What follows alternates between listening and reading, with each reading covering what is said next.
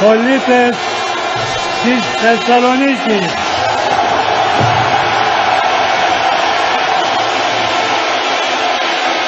λαέ της Μακεδονίας, δεν ήταν δυνατό να ξεκινήσει από αλλού αυτός ο νικηφόρος αγώνας. Το δικό σου όνομα προσπαθούν να αμφισβητήσουν και η δική σου ιστορία αρνούνται. Το δικό σου πολιτισμό θέλουν να παραχαράξουν.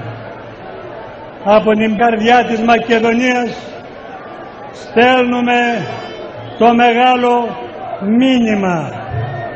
Δεν θα δεχθούμε τετελεσμένα που αμφισβητούν και υποθηκεύουν τα εθνικά μας δίκαια.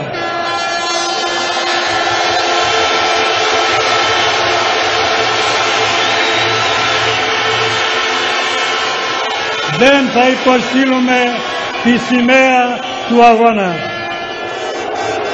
Το όνομά μας είναι η ψυχή μας.